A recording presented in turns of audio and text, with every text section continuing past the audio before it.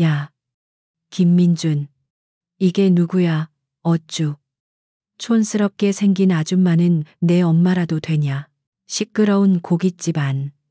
불판 위에서 삼겹살 익는 소리와 사람들의 왁자지껄한 웃음소리가 뒤섞여 정신없는 공간을 가득 메우고 있었다.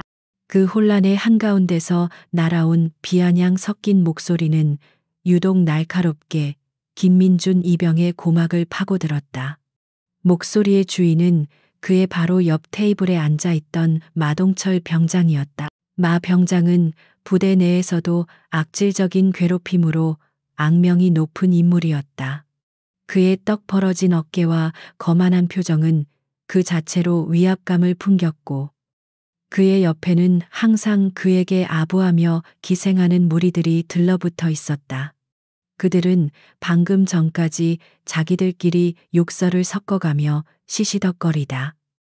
민준과 그의 이모인 박서윤이 들어오는 것을 발견하고는 새로운 놀잇감을 찾은 하이에나처럼 눈을 번뜩였다. 민준의 얼굴이 순식간에 붉게 달아올랐다. 오랜만에 휴가를 나온 이모를 만나 들떠있던 마음이 차갑게 식어내리는 것을 느꼈다. 그는 자리에서 벌떡 일어나 주먹을 쥐고 싶었지만 상대는 하늘 같은 병장이었다. 군대라는 폐쇄된 사회에서 계급은 절대적이었고 이제 갓 자대 배치를 받은 이등병인 그가 할 수 있는 것은 아무것도 없었다. 아닙니다. 저희 이모님이십니다. 민주는 간신히 분노를 억누르며 대답했다. 그의 목소리는 스스로 듣기에도 비참할 정도로 작게 떨리고 있었다. 그 모습을 본 마 병장은 더욱 신이 난 듯 과장되게 웃어젖혔다. 그의 옆에 있던 졸개들도 덩달아 기분 나쁜 웃음소리를 냈다. 이모, 아하. 이모님이셨구나. 나는 또 네가 군대까지 엄마 젖달라고 쫓아온 마마보이인 줄 알았지. 하하하. 마 병장은 서윤을 위아래로 훑어보았다. 등산복 차림에 화장기 없는 얼굴. 수수하다 못해 평범하기 짝이 없는 중년 여성. 그의 눈에는 경멸의 빛이 노골적으로 어렸다. 서윤은 이 모든 상황 속에서도 미동조차 하지 않았다. 그녀는 마치 연극을 관람하는 관객처럼 소란의 중심에 있는 마 병장 무리를 조용히 응시할 뿐이었다. 그녀의 깊이를 알 수 없는 차분한 눈빛은 오히려 마 병장의 심기를 더욱 불편하게 만들었다. 자신을 완전히 무시하고 있다는 느낌이 들었기 때문이다. 어이, 김민준. 네, 이모님은 어디 시골에서 농사라도 짓다 오셨나봐. 행색이 영 볼품이 없으시네. 이런 데는 처음 와보시는 거 아니야 마. 병장의 모욕적인 언사는 멈추지 않았다. 그는 민준을 괴롭히는 것을 넘어 이제 그의 가족까지 조롱의 대상으로 삼고 있었다. 민준은 입술을 깨물었다.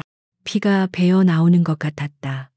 그는 차라리 자신에게 욕을 하는 것이 낫다고 생각했다. 하나뿐인 가족. 돌아가신 부모님을 대신해 자신을 키워준 이모가 이런 수모를 겪게 했다는 죄책감에 심장이 찢어지는 듯했다. 그는 이모의 얼굴을 차마 쳐다볼 수 없었다. 하지만 서윤은 여전히 평온했다. 그녀는 민준의 어깨를 가볍게 두드리며 말했다.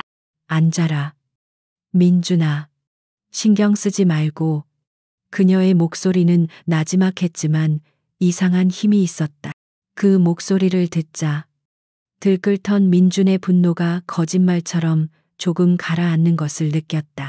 그는 마지못해 자리에 앉았지만 고기는 더 이상 목으로 넘어가지 않았다.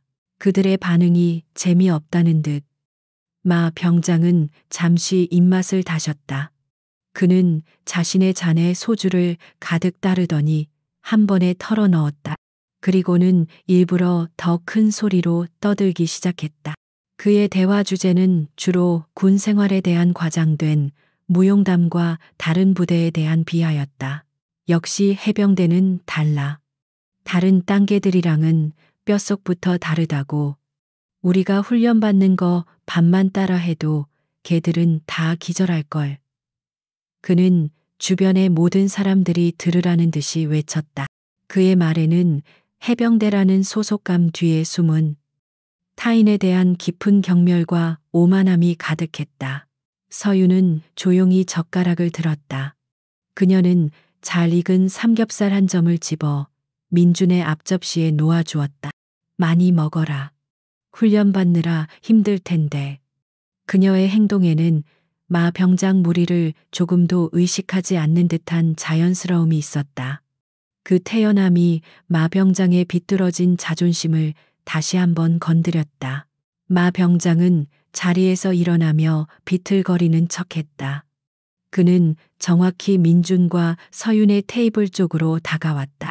그리고는 마치 실수인 척 자신의 손에 들고 있던 물컵을 서윤의 옷 위로 쏟아버렸다. 차가운 물이 그녀의 등산복 상의를 흠뻑 적셨다. 아, 이런 죄송합니다. 이모님, 제가 술이 좀 과했나 봅니다. 마 병장은 전혀 미안하지 않은 표정으로 말했다. 그의 입은 사과를 하고 있었지만 그의 눈은 비웃고 있었다.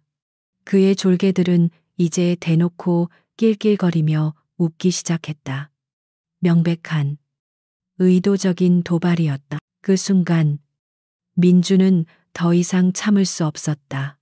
지금 뭐 하시는 겁니까? 그는 자리에서 벌떡 일어나마 병장을 노려보며 소리쳤다. 이등병이 병장에게 대드는 군대에서는 상상할 수도 없는 하극상이었다. 마 병장의 얼굴에서 거짓 미소가 사라지고 잔혹한 표정이 드러났다. 이 새끼가 돌았나. 감히 누구한테 소리를 질러 군기가 아주 빠졌구나. 김민준 이병. 오늘 내가 내군 생활을 아주 즐겁게 만들어주마. 마 병장이 민준의 멱살을 잡기 위해 손을 뻗었다. 식당 안의 모든 사람들이 숨을 죽였다.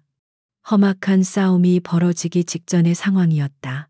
바로 그때 젖은 옷을 손으로 툭툭 털어내던 서윤이 입을 열었다.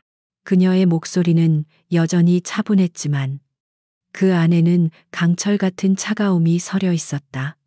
그 손 놓지. 그 짧은 한마디는 단순한 말이 아니었다. 그것은 수많은 전장을 거치고 수만 명의 부하를 지휘해 본 자만이 가질 수 있는 거스를 수 없는 명령의 무게를 담고 있었다. 마 병장은 자신도 모르게 움찔하며 손을 멈췄다. 그는 놀란 눈으로 서윤을 쳐다보았다. 방금 전까지 순한 양처럼 보이던 중년 여성의 눈빛이 아니었다. 그것은 마치 최상위 포식자가 하찮은 피식자를 내려다보는 듯한 압도적인 위압감을 품고 있었다. 그는 순간적으로 등골이 서늘해지는 것을 느꼈다. 하지만 알코올과 오만함에 절어 있던 그의 이성은 곧 그 낯선 감각을 지워버렸다. 아줌마가 지금 군인한테 명령이라도 하는 거야. 여기가 어디라고, 어디서 함부로 반말이야. 그는 다시 본래의 거만한 태도로 돌아와 서윤을 향해 손가락질하며 말했다. 서윤은 자리에서 천천히 일어섰다. 그녀의 움직임에는 불필요한 동작이 하나도 없었다. 군인이 영광스러운 군복을 입고 민간인에게, 그것도 여성을 상대로 겁박하고 희롱하는 것이 네가 배운 해병대 정신인가? 그녀의 목소리는 식당 전체에 조용히 울려 퍼졌다. 그녀의 말은 마 병장의 전곡을 찔렀다. 그는 잠시 할 말을 잃었다. 하지만 이내 더욱 악에 받친 목소리로 소리쳤다. 아줌마가 군대에 대해 뭘 안다고 짓거려 그냥 집에서 밥이나 할 것이지. 왜 여기까지 와서 사람 귀찮게 해. 그는 이제 완전히 이성을 잃고 막말을 쏟아내기 시작했다. 그는 자신의 권위가 그것도 하찮게 여기던 여자에게 도전받았다는 사실에 참을 수 없는 모욕감을 느꼈다. 그는 이 여자를 그리고 그녀의 조카를 철저히 밟아버려야겠다고 생각했다. 그는 서윤에게 한 걸음 더 다가서며 위협적으로 어깨를 밀쳤다. 좋은 말로 할 때 꺼져. 더 이상 참아주지 않을 테니까. 민주는 이모를 보호하기 위해 앞으로 나서려 했지만 서윤은 눈짓으로 그를 막았다. 그녀는 마병장의 거친 손길에도 한 발짝도 물러서지 않았다. 그녀는 마치 거대한 바위처럼 그 자리에 굳건히 서 있었다. 그리고 그녀의 입가에 아주 희미한, 거의 알아차릴 수 없는 미소가 떠올랐다. 그것은 경멸과 연민이 섞인 듯한 기묘한 미소였다. 마지막 기회다. 지금 정중히 사과하고 자리로 돌아가라. 그럼 오늘 일은 문제 삼지 않겠다. 서윤은 마지막 경고를 날렸다. 그것은 자비였지만 마 병장의 귀에는 최악의 조롱으로 들렸다. 감히 일개 아줌마가 자신에게 기회를 준다는 말에 그는 폭발하고 말았다. 이 미친 여자가 진짜 죽고 싶어서 환장했나 마. 병장은 고함을 지르며 서윤의 어깨를 강하게 움켜쥐려 했다. 그의 거대한 손이 그녀의 가녀린 어깨를 향해 날아가는 순간 식당 안에 누군가는 짧은 비명을 질렀다. 민주는 절망적인 표정으로 눈을 감았다. 그러나 아무 일도 일어나지 않았다.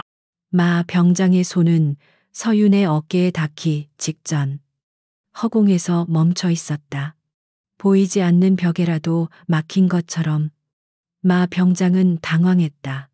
그는 자신의 팔에 힘을 주었지만 팔은 더 이상 움직이지 않았다.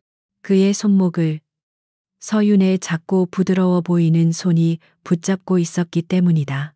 그녀는 아주 가볍게 그의 손목을 잡고 있었을 뿐인데 마치 거대한 쇠사슬에 묶인 것처럼 옴짝달싹할 수 없었다.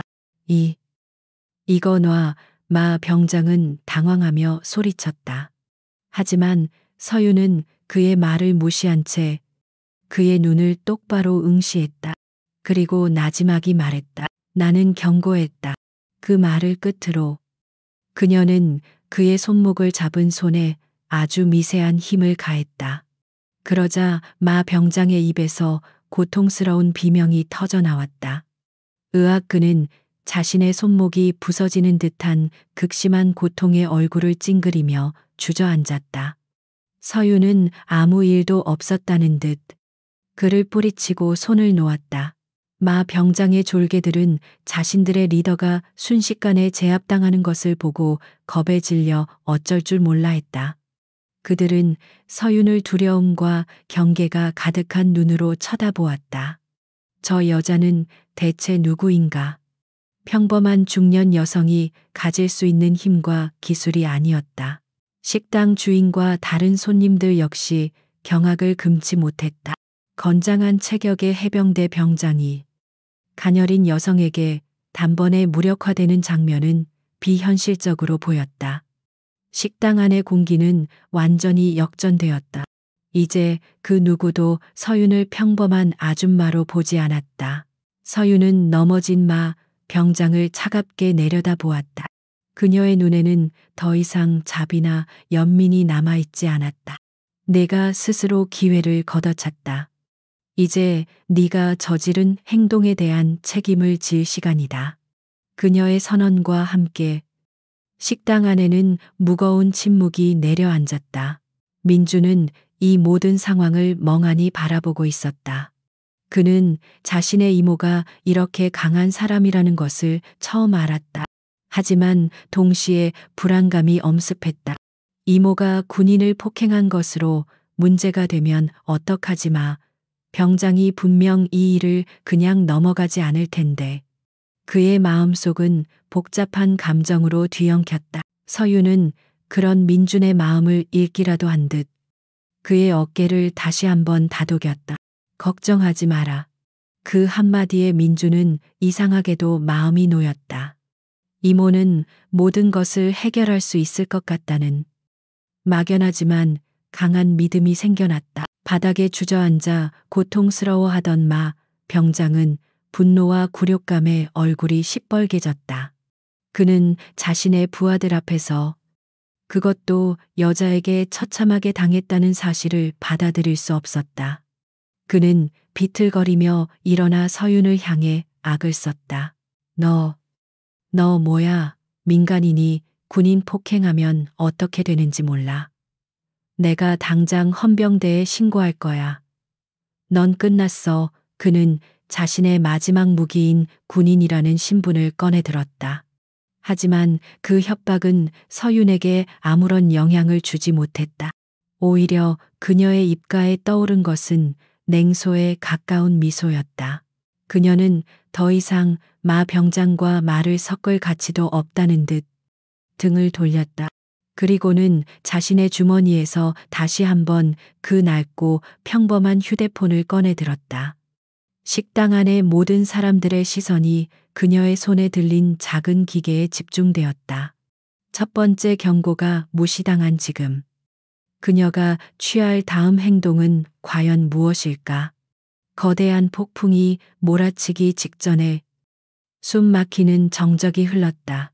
그날 아침 모든 사건이 시작되기 불과 몇 시간 전의 일이었다.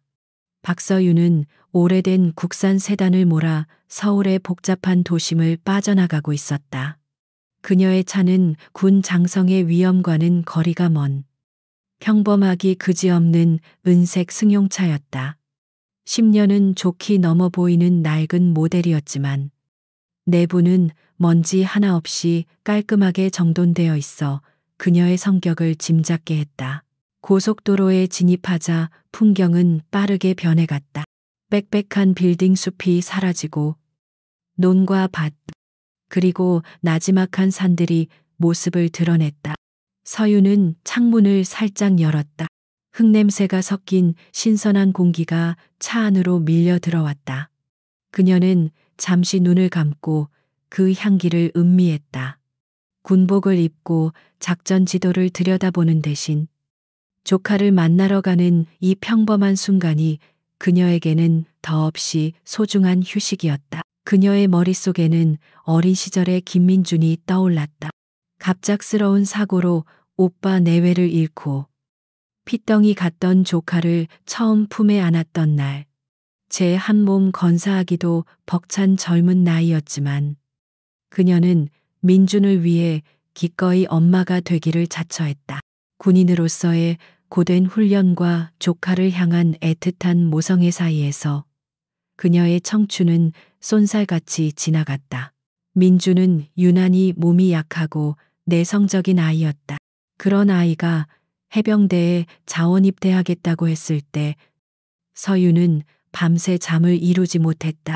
대한민국에서 가장 훈련이 고되고 군기가 엄하기로 소문난 곳. 그곳에서 여리고 착하기만 한 민준이 과연 잘 버텨낼 수 있을지 걱정이 앞섰다. 하지만 그녀는 조카의 결정을 존중했다.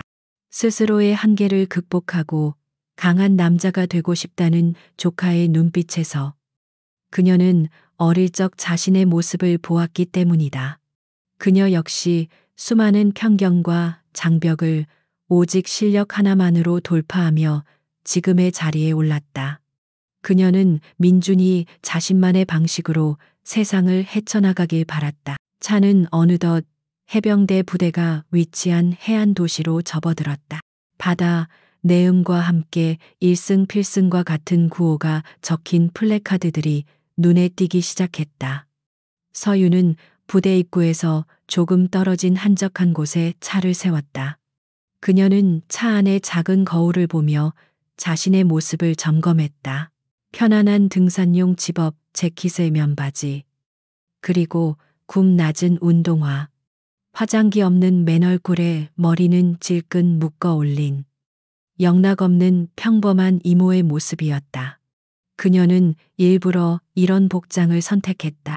오늘만큼은 별 2개를 단 육군 소장 박서윤이 아니라 오직 하나뿐인 조카 김민준의 이모 박서윤으로 존재하고 싶었다. 그녀는 조수석에 놓아둔 커다란 보따리를 챙겨들었다. 그 안에는 그녀가 밤새 직접 만든 밑반찬들이 가득 들어 있었다.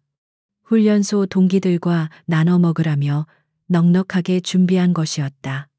딱딱한 군대 음식이 질렸을 조카를 생각하니 그녀의 입가에 저절로 흐뭇한 미소가 번졌다. 위병소로 다가가자 젊은 해병대원이 그녀를 막아섰다. 절도 있는 동작과 굳은 표정. 하지만 서윤의 눈에는 그의 앳된 얼굴에 서린 긴장감이 보였다. 그녀는 부드러운 목소리로 자신의 신분증과 면회 신청서를 제출했다. 김민준, 이병, 면회 왔습니다. 잠시 후 저 멀리서 익숙한 인형이 달려오는 것이 보였다. 짧게 깎은 머리에 아직은 어색해 보이는 전투복을 입은 민준이었다. 몇 달 만에 보는 조카의 얼굴은 햇볕에 검게 그을리고 앳된 티를 벗어 제법 군인다운 모습이었지만 서윤의 눈에는 여전히 보살펴줘야 할 어린아이일 뿐이었다. 이모 민준은 서윤을 발견하자 환하게 웃으며 달려왔다. 그는 이모 앞에서 경례를 해야 할지 그냥 인사를 해야 할지 잠시 망설이다. 어색하게 허리를 숙였다. 서윤은 그런 조카의 모습이 귀여워 피식 웃으며 그의 등을 토닥였다. 우리 조카. 더 늠름해졌네. 고생 많지? 아닙니다. 괜찮습니다. 민주는 씩씩하게 대답했지만 그의 눈 밑에 드리워진 그늘은 그간의 고생을 말해주고 있었다. 서윤은 말없이 조카의 손을 잡았다. 굳은 살이 박인 투박한 손. 그녀는 가슴 한구석이 찡해지는 것을 느꼈다. 그들은 부대 근처의 조용한 산책로를 따라 나란히 걸었다. 민주는 그동안 있었던 일들을 신이 나서 늘어놓았다. 힘들었던 유격 훈련 이야기, 사격 훈련에서 칭찬받았던 이야기, 동기들과 있었던 소소한 에피소드들. 그는 애써 밝은 모습만 보여주려 했지만 서윤은 그의 말 속에 숨겨진 고충과 외로움을 느낄 수 있었다. 선임들은 잘해주고 서윤이 툭 던지듯 물었다. 민주는 순간 움찔했지만 이내 아무렇지 않은 척 대답했다. 네, 뭐, 다들 잘 챙겨주십니다. 그의 짧은 침묵과 미세한 표정 변화를 서윤은 놓치지 않았다. 그녀는 군대 내의 부조리에 대해 누구보다 잘 알고 있었다. 하지만 조카가 먼저 말을 꺼내기 전까지는 굳이 캐묻지 않기로 했다. 이모는 요즘 어떠세요 하시는 일은 여전히 바쁘시죠? 민준이 화제를 돌렸다. 그는 자신의 이모가 국방부 소속의 고위 공무원이라는 것만 어렴풋이 알고 있었다. 정확한 직책이나 계급에 대해서는 한 번도 들어본 적이 없었다. 서윤은 그저 그냥 그렇지, 뭐, 늘 똑같아. 서류 보고, 회의하고, 라며 웃어 넘겼다. 그녀의 대답에 민주는 고개를 끄덕였다. 그는 자신의 이모가 얼마나 대단한 사람인지 상상조차 하지 못했다. 그에게 그녀는 언제나 자신을 위해 헌신해온 따뜻하고 자상한 이모일 뿐이었다. 그리고 서윤 역시 그 사실에 만족했다. 조카에게만큼은 권위적인 장군이 아닌 편안한 가족으로 남고 싶었다. 한참을 걷다 보니 어느덧 점심시간이 훌쩍 지나 있었다. 배고프겠다. 뭐 먹고 싶은 거 없어? 서윤의 물음에 민주는 기다렸다는 듯이 대답했다. 삼겹살이 먹고 싶습니다. 부대 밖에서 파는 기름 좔좔 흐르는 삼겹살이요. 그의 얼굴에 장난기 가득한 미소가 떠올랐다. 서윤은 흔쾌히 그러자고 했다. 그녀는 조카가 먹고 싶다면 무엇이든 사주고 싶었다. 그들은 부대에서 가장 가깝고 평이 좋은 고깃집으로 향했다. 허름하지만 정겹고 언제나 군인들로 북적이는 곳이었다. 그곳에서 그들을 기다리고 있는 것이 지옥 같은 시비와 모욕일 줄은 두 사람 모두 꿈에도 생각하지 못했다. 식당 문을 열고 들어서는 순간 민주는 얼굴이 살짝 굳어지는 것을 느꼈다. 구석진 자리에 그의 군 생활을 가장 힘들게 만드는 마동철 병장과 그 무리가 앉아 있었기 때문이다.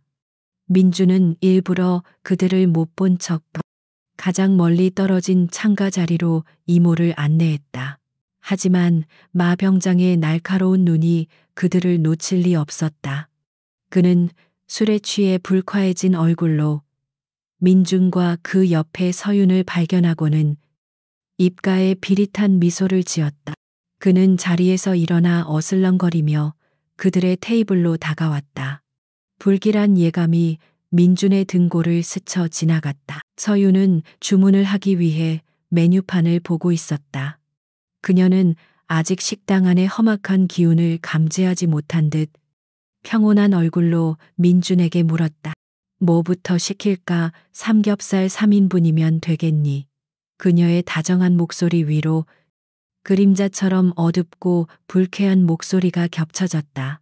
야, 김민준. 이게 누구야? 어쭈. 촌스럽게 생긴 아줌마는 내 엄마라도 되냐? 그 한마디와 함께 평화롭던 시간은 산산조각이 났다. 따뜻한 햇살 같던 분위기는 순식간에 얼어붙었고 즐거운 식사는 악몽의 서막으로 변해버렸다. 서윤은 천천히 고개를 들어 목소리의 주인을 바라보았다. 그녀의 눈에 비친 것은 술에 취해 거들먹거리는 오만함으로 가득 찬 한 젊은 군인의 모습이었다. 그녀의 고요한 시선과 마 병장의 경멸 어린 시선이 허공에서 부딪혔다. 서윤은 조용히 메뉴판을 내려놓았다. 그녀의 마음속에서 군인으로서의 냉철한 이성과 조카를 지키려는 보호자로서의 뜨거운 분노가 격렬하게 충돌하기 시작했다. 그리고 그 충돌은 곧 닥쳐올 거대한 폭풍을 예고하고 있었다. 시간이 멈춘 듯한 정적이 흘렀다.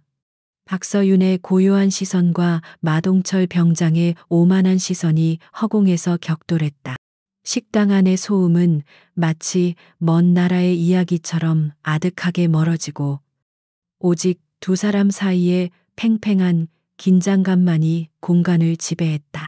마 병장은 순간적으로 자신을 꿰뚫어 보는 듯한 그녀의 눈빛에 주춤했지만 등 뒤에서 들려오는 졸개들의 킥킥거리는 웃음소리에 다시금 이성을 잃었다. 뭘 봐. 아줌마. 눈 안 까라마. 병장은 잃어버린 주도권을 되찾으려는 듯 더욱 거칠게 서윤을 몰아붙였다. 그는 이 보잘것없는 중년 여자가 감히 자신에게 대항하려는 듯한 태도를 보인다는 것 자체를 용납할 수 없었다. 자신의 하찮은 왕국에서 그의 권위에 도전하는 것은 그 누구도 허용되지 않는 일이었다. 김민주는 이모와 마 병장 사이에 서서 어쩔 줄을 몰랐다. 그는 이모를 보호해야 한다는 생각과 선임에게 반항해서는 안 된다는 군인으로서의 본능 사이에서 갈등했다. 그의 주먹은 터질 것처럼 굳게 쥐어져 있었고 얼굴은 분노와 무력감으로 벌겋게 상기되어 있었다. 마 병장님, 그만하십시오. 저희 이모님께 왜 이러십니까? 민준이 간신히 쥐어짜낸 목소리는 애원에 가까웠다. 그 나약한 태도는 마 병장의 가학적인 심리를 더욱 부채질할 뿐이었다. 그는 민준을 조롱하듯 콧방귀를 뀌었다. 왜 이러냐고. 야, 김민준. 내 놈이 해병대 망신은 다 시키고 있으니까. 그렇지 계집애처럼 이모 뒤에 숨어서 이게 무슨 꼴이야. 여기가 내 놈 놀이터인 줄 알아. 마. 병장은 교묘하게 논점을 흐렸다. 그는 이 모든 상황이 민준에 빠진 군기 때문인 것처럼 몰아가며 자신의 폭력을 정당화하려 했다. 그의 졸개 중 한 명이 거들었다. 맞습니다. 저런 놈은 해병대에 있을 자격도 없습니다. 선임이 말을 하는데 어디서 이모 타령입니까? 그들은 마치 정의의 사도라도 된 것처럼 민준을 비난했다. 주변의 다른 군인 손님들은 불편한 기색이 역력했지만 감히 마 병장의 심기를 거스를 용기가 없어 못 본 척 고개를 돌릴 뿐이었다. 서유는 여전히 침묵을 지키고 있었다. 그녀는 마 병장 무리의 저열한 언행을 하나하나 눈과 귀에 담았다. 그것은 단순한 분노가 아니었다. 그녀는 지금 군 조직의 가장 어두운 부분을, 썩어 들어가는 환부를 직접 목격하고 있었다. 계급이라는 권력을 사적인 폭력의 도구로 사용하는 저 끔찍한 암세포들을. 마 병장은 서윤의 침묵을 자신에 대한 두려움으로 해석했다. 그는 의기양양해져서 한 걸음 더 다가섰다. 그는 민준의 가슴을 손가락으로 툭툭 찌르며 말했다. 야, 김민준. 해병대 구호 한번 외쳐봐. 누구나 해병이 될 수 있다면 나는 결코 해병대를 선택하지 않았을 것이다. 내 놈 같은 놈은 이 구호를 외칠 자격도 없어. 알아. 민주는 모욕감에 입술을 깨물었지만 차마 대꾸하지 못했다. 그가 사랑하고 자부심을 느끼는 해병대의 구호가 저런 인간의 입에서 더럽혀지고 있다는 사실이 견딜 수 없이 고통스러웠다. 그의 침묵에 마 병장은 더욱 기고만장해졌다. 그리고 아줌마. 마 병장은 이제 완전히 서윤에게로 타겟을 돌렸다.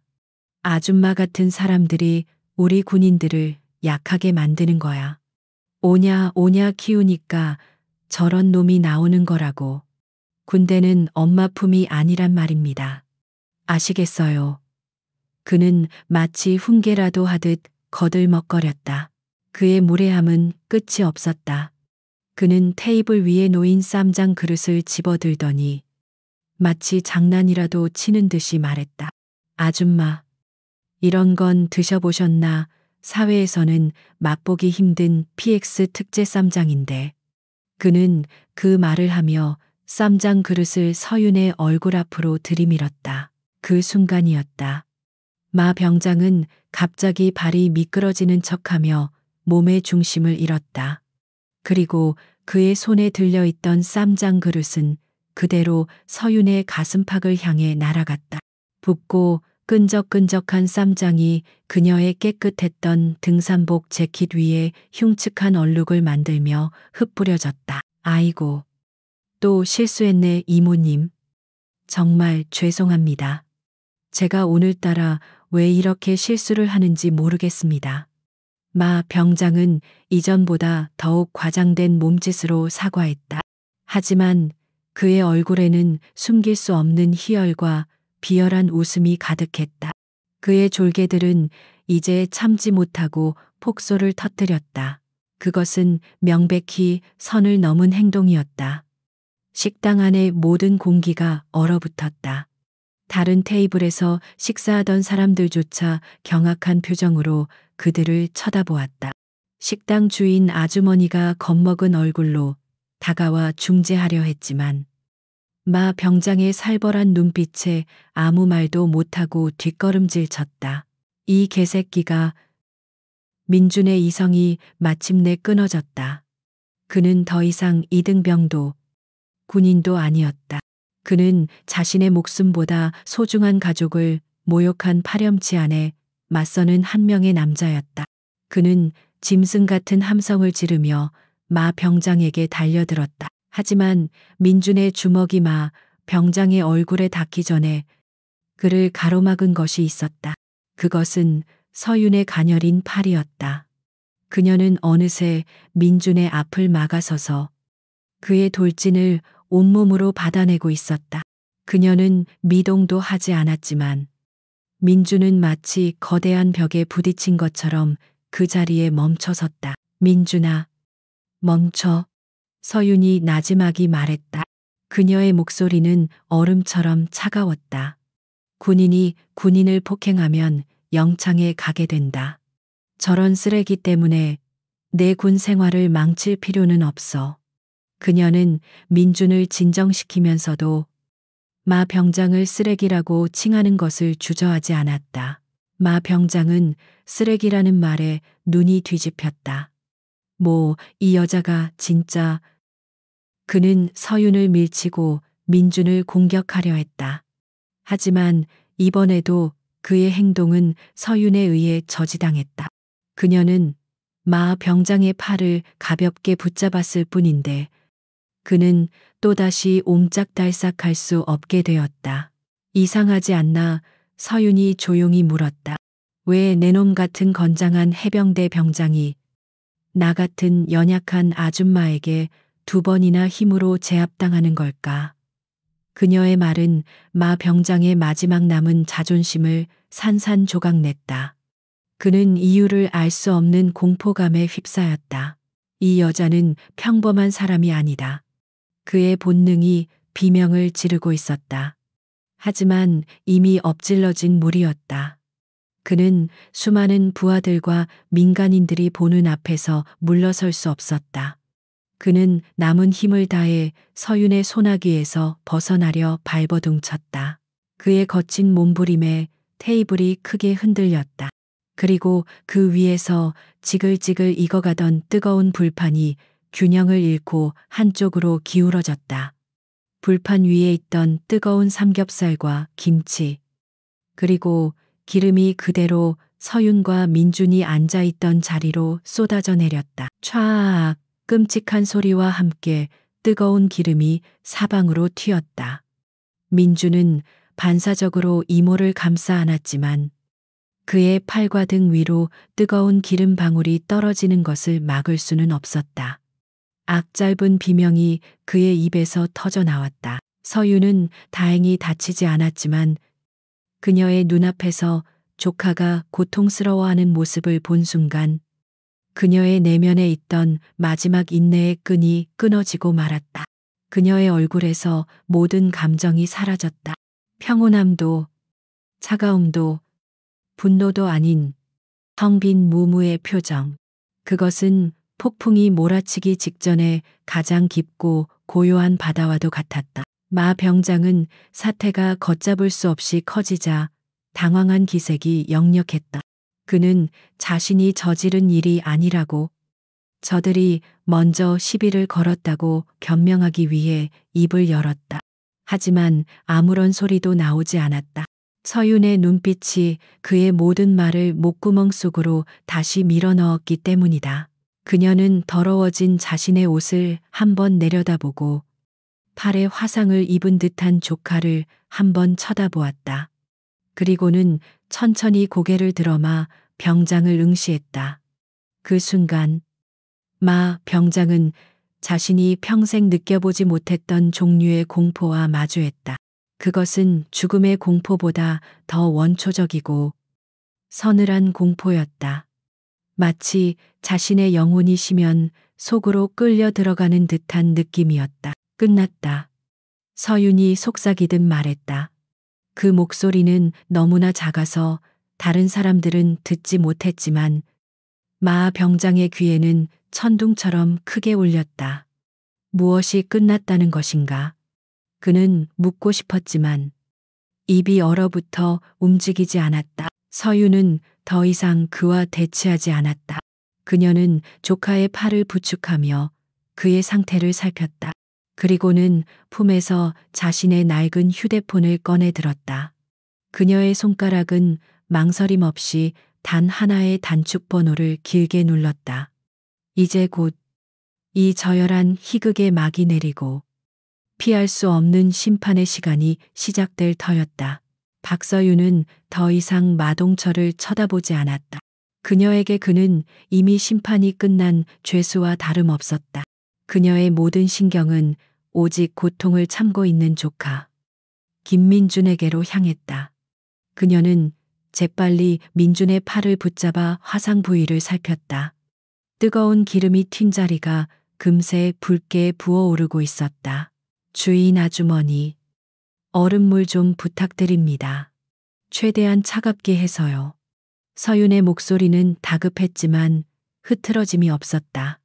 그녀의 침착한 태도에 겁에 질려 어쩔 줄 모르던 식당 주인은 그제야 정신을 차리고 허둥지둥 주방으로 달려갔다. 민주는 아픔보다 이모에 대한 죄송함과 자신의 무력함에 대한 분노로 입술을 깨물었다.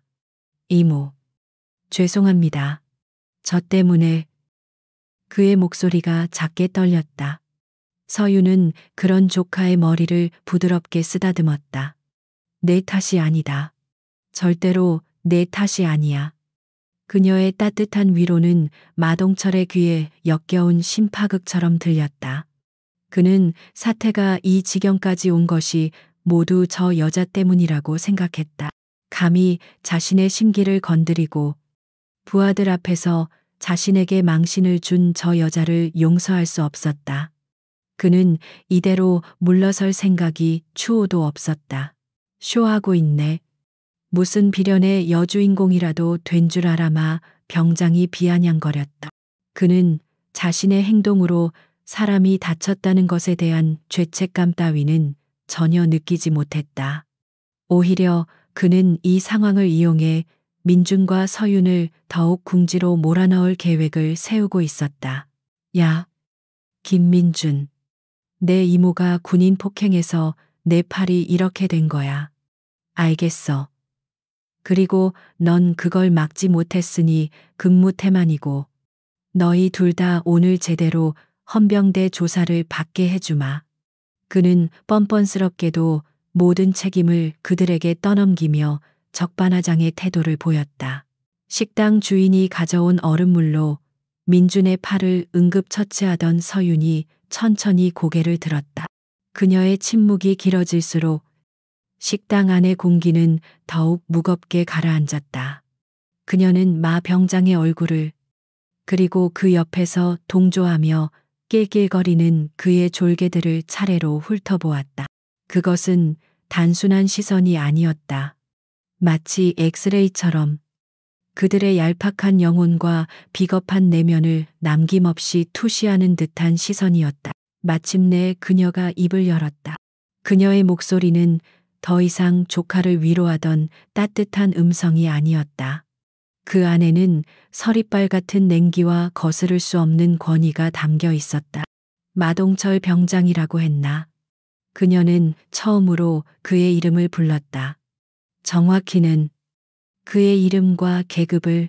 마 병장은 자신도 모르게 마른 침을 삼켰다. 그런데 뭐. 아줌마. 그는 애써 거만한 태도를 유지하려 했지만 목소리가 미세하게 떨리는 것은 어쩔 수 없었다. 나는 오늘 대한민국 군인의 가장 수치스러운 모습을 보았다. 서윤의 말은 조용했지만 식당 안의 모든 사람들의 귀에 똑똑히 밝혔다. 계급을 무기 삼아 약자를 괴롭히고 민간인을 상대로 폭력을 행사하며 심지어 자신의 잘못을 타인에게 뒤집어 씌우는 추악한 모습 말이다. 그녀는 자리에서 일어섰다. 너희들은 군복을 입을 자격이 없다. 너희들이 입고 있는 그 군복은 너희들의 선배들이 피와 땀으로 지켜낸 이 나라의 명예이자 상징이다. 너희들 같은 쓰레기들이 더럽힐 수 있는 옷이 아니란 말이다. 그녀의 목소리에는 서늘한 분노가 실려 있었다. 그녀의 일갈의 마 병장은 순간적으로 할 말을 잃었다. 마치 자신의 부모에게 꾸지람을 듣는 어린아이가 된 것 같은 착각에 빠졌다.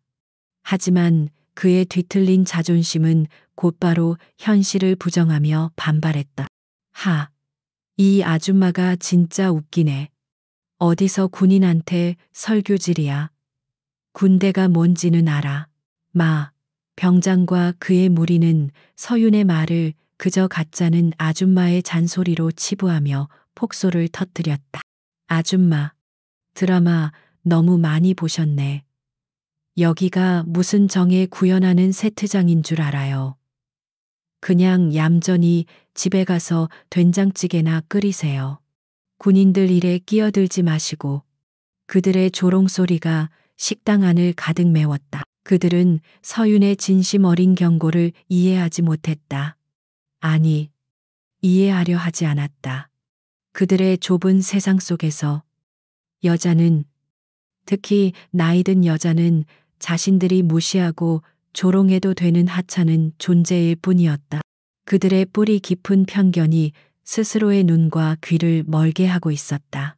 서윤은 더 이상 그들을 설득할 필요가 없다는 것을 깨달았다. 짐승에게는 짐승의 언어가 필요한 법이었다. 그녀는 마지막으로 민준의 어깨를 두드리며 말했다. 잠시만 기다리고 있어라. 이모가 금방 정리하고 오겠다. 그녀의 말에는 절대적인 확신이 담겨 있었다. 그녀는 병장 무리를 향해 천천히 걸어갔다. 그녀의 발걸음에는 조금의 망설임도 없었다. 마치 처형장으로 향하는 집행인처럼 그녀의 모습에서는 비장함마저 느껴졌다. 마 병장은 자신에게 다가오는 서윤을 보며 위협적으로 소리쳤다. 뭐야, 더 이상 다가오지 마. 진짜 다치기 싫으면. 하지만 서윤은 멈추지 않았다. 마 병장은 극도의 모욕감과 위기감을 동시에 느꼈다. 그는 이 상황을 끝내기 위해 가장 확실한 방법을 선택했다. 바로 폭력이었다. 그는 서윤의 팔을 거칠게 잡아채 식당 밖으로 끌어내려 했다. 이 여자가 말이 안 통하네. 당장 여기서 꺼져. 마 병장의 우악스러운 손이 서윤의 팔뚝을 움켜쥐는 순간이었다. 그 순간 서윤의 눈빛이 변했다. 이전까지의 차가움과 분노가 사라지고 그 자리에는 오직 텅 빈 공허함과 기계적인 냉정함만이 남았다. 그녀는 자신의 팔을 잡은 마 병장의 손을 마치 더러운 벌레를 보는 듯한 눈으로 내려다보았다. 그리고 그녀는 아주 조용히, 하지만 마 병장은 똑똑히 들을 수 있는 목소리로 말했다. 상관에 대한 신체 접촉 및 폭행. 군형법 제48조 위반. 최고 사형. 무기 또는 5년 이상의 징역에 처할 수 있는 중범죄다. 마 병장은 그 말을 이해할 수 없었다. 상관, 이 아줌마가 미쳐도 단단히 미쳤다고 생각했다. 뭐라는 거야? 이 미친 여자가. 그는 서윤을 뿌리치려 팔에 힘을 주었다. 하지만 그의 팔은 꿈쩍도 하지 않았다. 오히려 팔을 잡은 서윤의 손이 강철 클램프처럼 자신을 옥죄어 오는 것을 느꼈다. 서윤은 다른 한 손으로 자신의 주머니에서 그 낡은 휴대폰을 꺼내 들었다. 그녀의 엄지손가락이 망설임 없이 단축번호 1번 위에 멈춰섰다. 그녀는 마지막으로 마 병장의 눈을 똑바로 쳐다보았다. 그 눈에는 일말의 동정심도 남아있지 않았다. 오직 다가올 심판에 대한 차가운 예고만이 담겨 있을 뿐이었다. 내 놈의 어리석은 인생은 오늘 바로 이 자리에서 끝난다.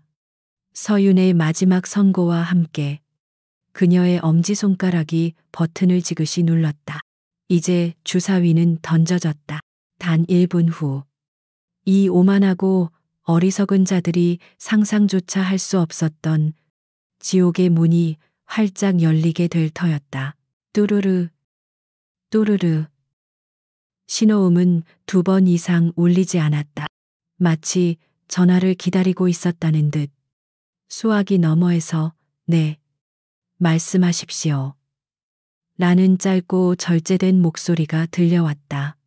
일반적인 통화 연결음이 아니었다. 미세한 잡음이 섞인 군용 보안회선 특유의 건조한 소리였다. 하지만 그 차이를 알아차릴 수 있는 사람은 그 자리에 아무도 없었다. 박서윤은 그녀의 팔을 붙잡고 있는 마동철의 눈을 똑바로 응시하며 나지막하지만 서늘한 목소리로 말했다. 강 대령. 상황 붉은 태양. 좌표는 자동 전송. 도착까지 남은 시간 1분. 그녀는 그 말만 남기고 일방적으로 통화를 끊었다. 어떤 설명도 부연도 없었다. 오직 상황과 명령, 그리고 시간 제한만이 존재할 뿐이었다.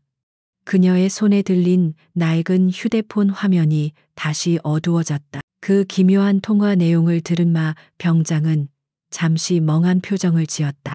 강대령 붉은 태양, 그의 머릿속은 온통 물음표로 가득 찼다. 그는 이 상황을 이해하려 애썼지만 그의 상식과 경험으로는 도저히 해석이 불가능했다. 그는 이 모든 것이 저 미친 여자의 허무맹랑한 연극이라고 결론 내렸다. 푸아하하하. 마 병장은 참을 수 없다는 듯이 폭소를 터뜨렸다. 그의 웃음소리는 식당 전체를 뒤흔들었다. 강대령 붉은 태양 아줌마. 지금 영화 찍어 무슨 스파이라도 되는 줄 아나 봐.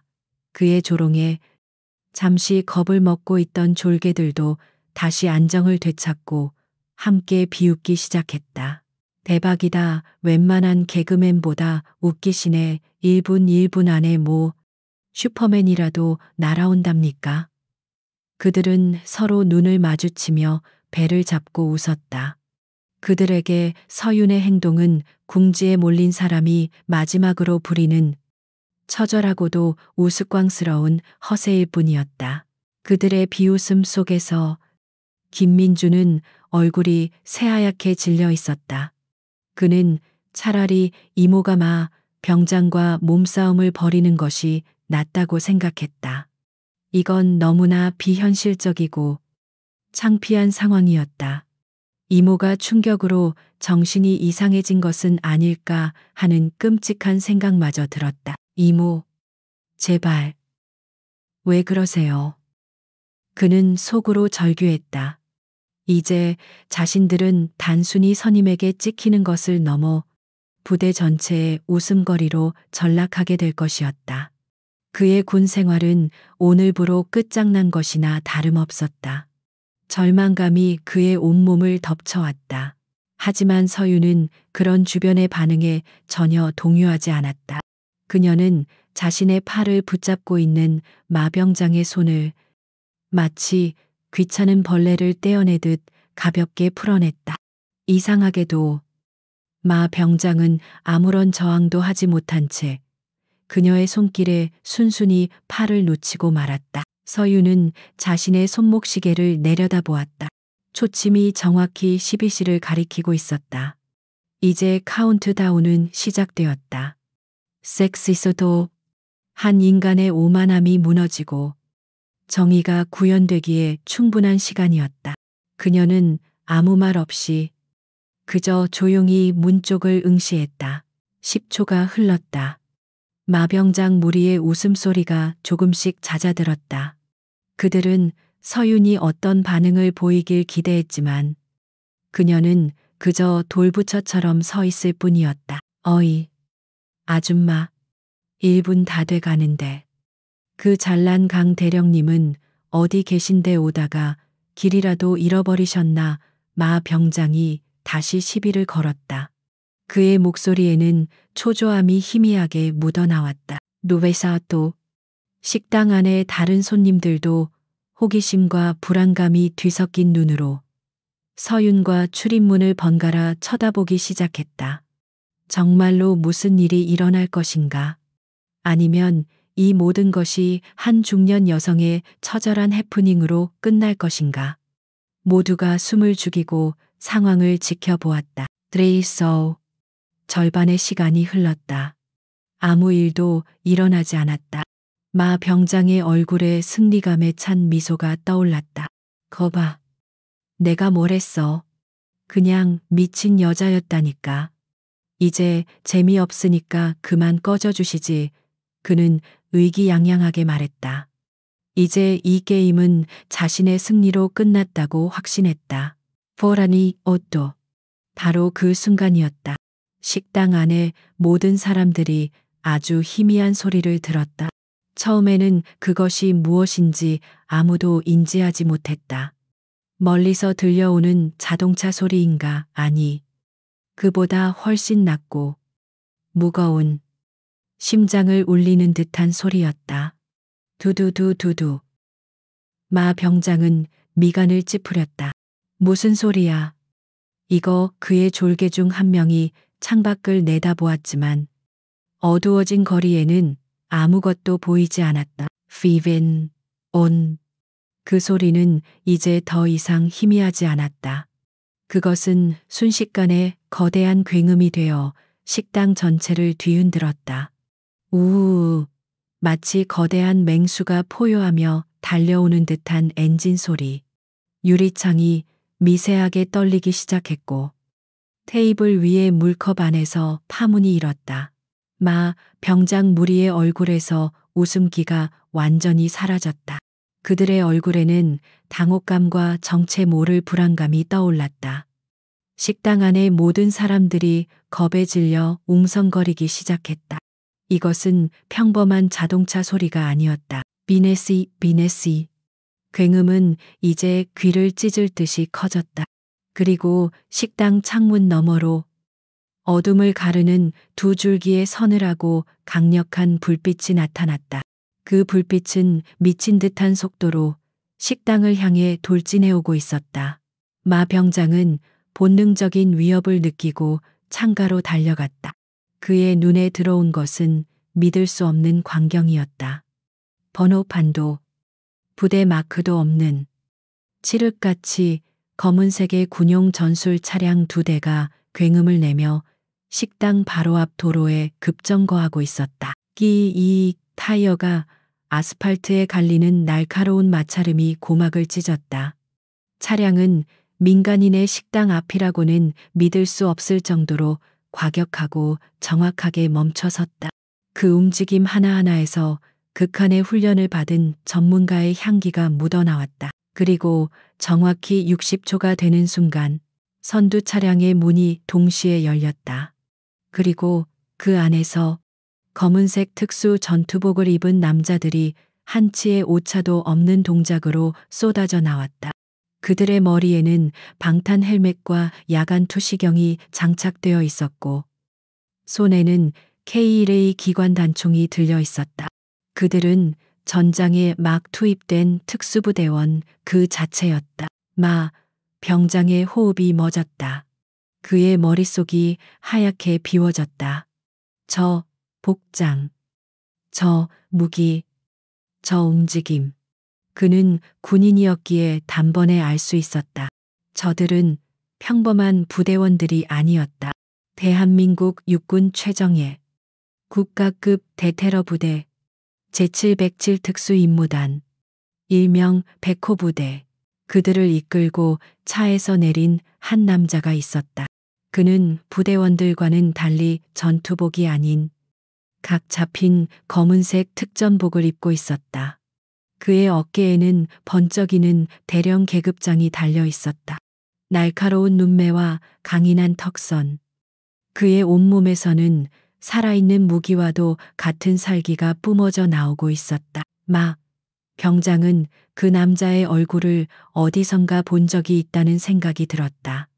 국방일보 일면에 실렸던 최연소 특임단장으로 임명되어 군 전체의 화제가 되었던 인물. 바로 강철의 지휘관이라 불리는 강태환 대령이었다. 마 병장의 다리가 후들거리기 시작했다. 심장이 발밑으로 떨어지는 것 같았다. 강 대령. 아까 그 여자가 통화했던 이름. 상황 붉은 태양. 707부대 내부에서만 사용되는 최고 등급의 위기 상황 발생을 의미하는 암호하루 때 모든 퍼즐 조각이 끔찍한 그림을 그리며 맞춰지기 시작했다. 강태환 대령은 식당 안을 날카롭게 훑어보았다. 그리고 마침내 그의 시선이 한 곳에 멈췄다. 바로 돌부처처럼 서 있는 박서윤에게. 그 순간 강 대령의 살기등등하던 얼굴이 놀라울 정도로 굳어졌다. 그는 한치의 망설임도 없이 식당 문을 향해 성큼성큼 걸어오기 시작했다. 심판의 시간은 정확히 약속된 시간에 도착했다. 낡은 식당 문이 굉음과 함께 열렸다. 문이 부서져라 들이닥친 것은 사람이 아니었다. 그것은 잘 훈련된 살아있는 무기들이었다. 검은색 특수 전투복과 방탄 헬멧으로 온몸을 감싼 정체를 알 수 없는 군인 3명이 일사불란하게 식당 안으로 진입했다.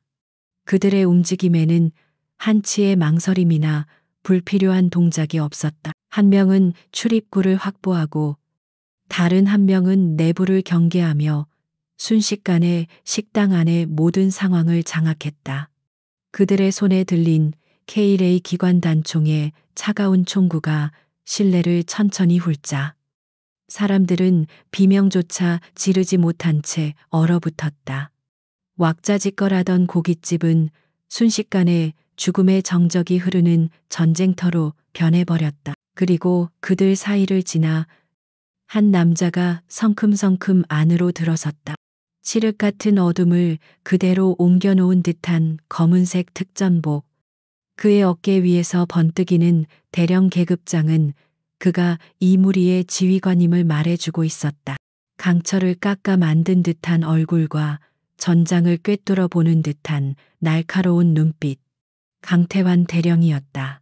그는 식당 안의 겁에 질린 민간인들이나 구석에서 벌벌 떨고 있는 마동철 병장 무리에게는 눈길조차 주지 않았다. 그에게 그들은 길가의 돌멩이와 다를 바 없었다. 그의 시선은 오직 단 한 사람.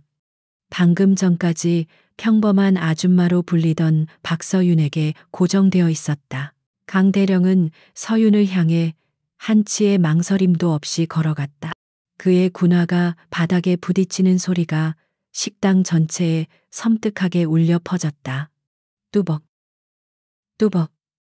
그것은 마치 사형수에게 다가가는 저승사자의 발걸음 소리와도 같았다. 마동철은 자신에게 다가오는 것이 아님을 알면서도 온몸의 피가 얼어붙는 듯한 공포를 느꼈다. 마침내 강대령이 서윤의 앞에 멈춰섰다. 정확히 3걸음의 거리. 상관에게 보고하기 위한 최적의 거리였다. 그는 굳게 쥔 주먹을 허리에 붙이고 꼿꼿하게 차렷 자세를 취했다.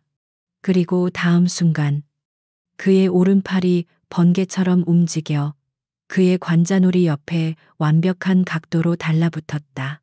착 하는 소리가 날 정도로 절도 있고 힘이 넘치는 거수경리였다. 그리고 그의 입에서 식당 전체를 뒤흔드는 우렁찬 목소리가 터져나왔다. 소장 박서윤님께 대하여 보고 제707 특수임무단장 대령 강태환 1분 내 현장 도착 명령에 따라 임무 완수하였음을 보고합니다. 소장. 그 단어가 강 대령의 입에서 나오는 순간 식당 안의 시간은 완전히 멈췄다. 모든 소음과 움직임이 사라지고 오직 불판 위에서 타들어가는 고기 소리만이 치익하고 공허하게 울렸다. 사람들은 자신의 귀를 의심했다. 방금 자신들이 들은 단어가 무엇인지 그 의미를 제대로 파악하지 못했다. 하지만 마동철은 달랐다. 그는 군인이었다. 소장이라는 계급이 무엇을 의미하는지 그의 뼛속까지 각인되어 있었다. 사단장급, 하늘과도 같은 존재, 장군, 별 2개. 그의 뇌가 정보를 처리하는 것을 거부했다. 눈앞의 현실이 거대한 해일처럼 덮쳐왔다. 저 초라한 등산복 차림의 중년 여자가 자신이 아줌마라고 부르며 온갖 모욕을 퍼부었던 저 여자가 대한민국 육군의 투스타 장군이라고. 마동철의 입이 멍청하게 벌어졌다. 턱이 빠진 것처럼 다물어지지 않았다. 그의 눈은 초점을 잃고 서윤과 그녀에게 필사적으로 경례를 붙이고 있는 강태환 대령 사이를 미친 듯이 오갔다. 그의 머릿속에서 모든 조각들이 끔찍한 형상을 그리며 맞춰지기 시작했다. 상관에 대한 신체 접촉 및 폭행. 아까 그 여자가 읊조렸던 죄목, 그것은 농담이 아니었다. 강 대령. 상황 붉은 태양. 장난 전화가 아니었다. 그것은 실제 암호였고 실제 명령이었으며 실제 인물에게 전달된 것이었다. 아, 아하. 마동창의 입에서 의미 없는 신음이 새어나왔다. 그의 얼굴에서 핏기가 완전히 사라지고 사색이 된 얼굴은 공포로 일그러졌다. 한때 세상을 다 가진 듯 했던 그의 오만한 표정은 온데간데 없었다. 다리가 풀리며 그는 그 자리에 힘없이 주저앉고 말았다. 털썩. 그의 졸개들 역시 상황은 다르지 않았다. 그들은 자신들의 리더가 무너지는 것을 보고 이제 자신들에게 닥쳐올 끔찍한 미래를 예감했다. 그들은 본능적으로 마동철과 거리를 두며 자신들은 아무 관련이 없다는 듯 슬금슬금 뒷걸음질 쳤다. 비겁하고 완벽한 배신이었다. 그리고 이 모든 상황의 또 다른 중심에 서 있던 김민준. 그는 유령이라도 본 사람처럼 자신의 이모를 멍하니 바라보고 있었다. 소장님, 우리 이모가 장군님이라고. 그의 머릿속은 하얗게 비어버렸다. 어린 시절부터 자신을 돌봐주던 다정하고 평범했던 이모의 모습과 대한민국 최정예 특수부대 지휘관의 경례를 받는 위풍당당한 장군의 모습이 겹쳐지며 그는 극심한 혼란에 빠졌다. 왜 한 번도 말해주지 않았을까? 왜 자신은 그토록 무심했을까? 그리고 그런 대단한 분에게 자신이 얼마나 큰 누를 끼친 것인가. 죄책감과 경외감이 뒤섞여 그의 심장을 마구 두드렸다. 식당 안의 다른 군인 손님들은 거의 반사적으로 몸을 움직였다. 그들은 허둥지둥 자리에서 일어나 어설프지만 최대한의 존경을 담아 차렷 자세를 취했다. 그들의 얼굴에는 경외와 함께 조금 전까지 이 모든 상황을 방관했다는 것에 대한 약간의 죄책감이 서려 있어. 이 모든 혼란 속에서 박서윤은 여전히 미동도 하지 않았다. 그녀는 강태환 대령의 우렁찬 보고를 그저 가볍게 고개를 끄덕이는 것으로 대신했다. 그 어떤 칭찬도 질책도 없었다. 그 당연하다는 듯한 태연함이 오히려 그녀의 권위를 더욱 압도적으로 만들었다. 그녀는 천천히 얼어붙은 채 자신을 바라보는 조카 민준에게로 시선을 돌렸다. 그녀의 눈빛은 따뜻했다. 괜찮다고, 걱정하지 말라고 말하는 듯했다. 민준은 그 눈빛을 보자 자신도 모르게 눈시울이 뜨거워지는 것을 느꼈다. 그리고 마침내 서윤은 자신의 시선을 마지막 목표물에게로 옮겼다. 바닥에 주저앉아 덜덜 떨고 있는 한때 오만했던 해병대 병장 마동철에게로. 그녀의 따뜻했던 눈빛은 순식간에 사라지고 그 자리에는 만년설보다 더 차갑고 칼날보다 더 날카로운 시선만이 남았다. 그녀는 강태환 대령에게 이 모든 상황을 끝내는 마지막 명령을 내렸다.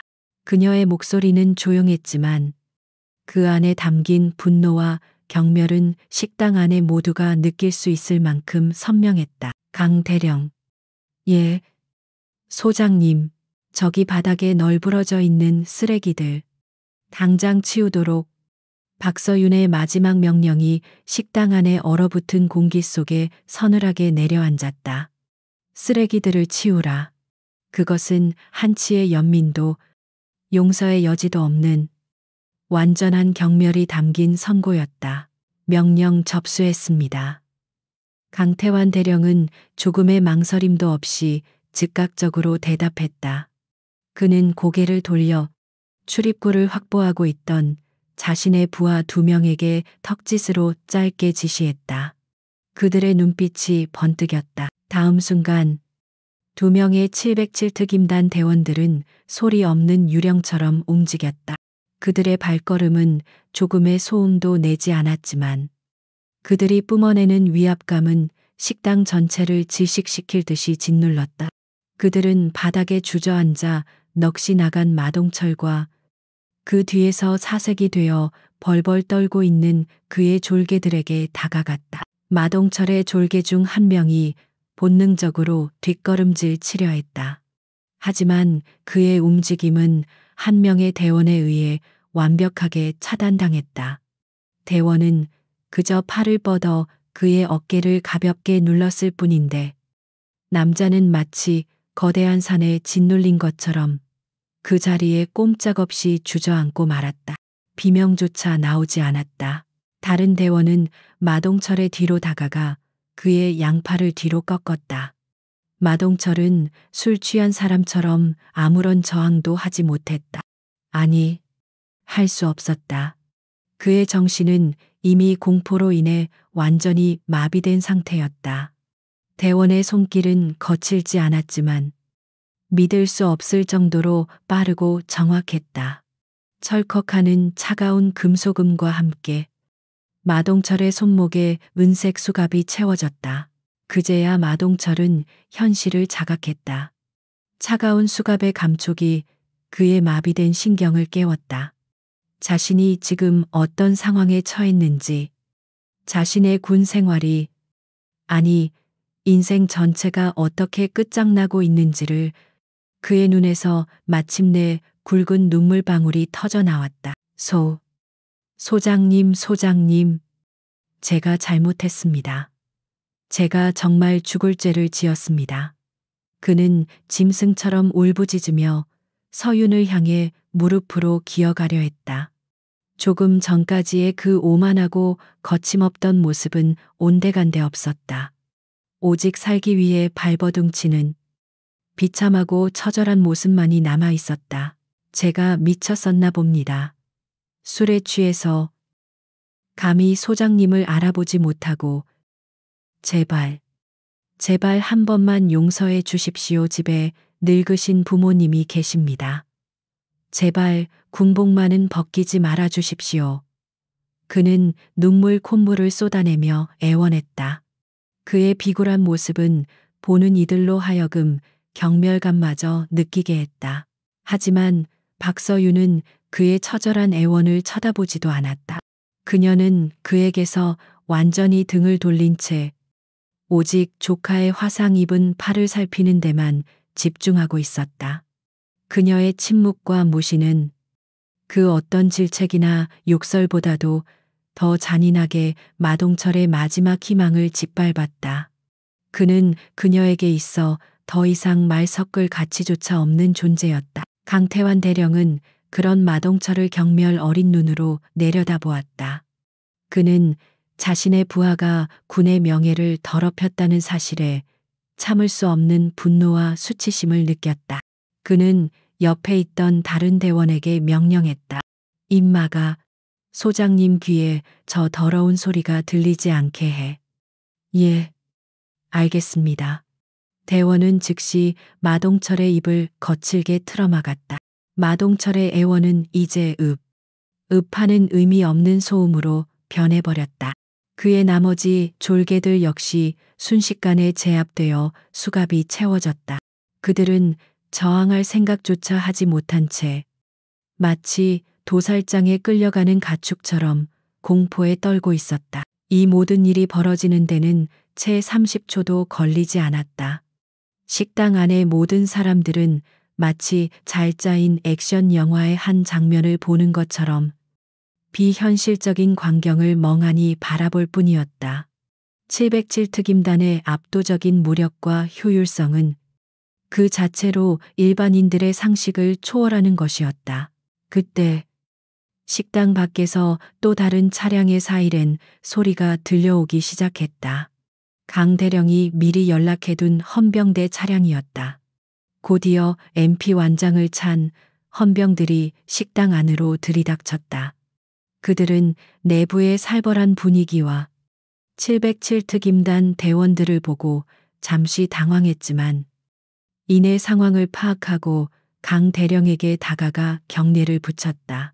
충성 헌병대 중위 박철민입니다. 지원 요청받고 출동했습니다. 수고했다.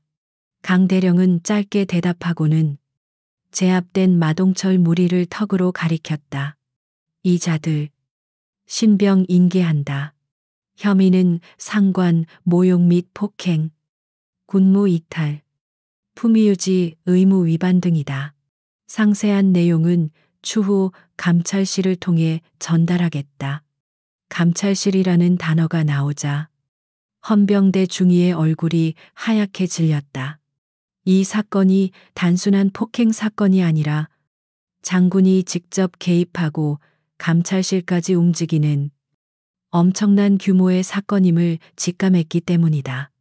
그는 허리를 90도로 숙이며 대답했다.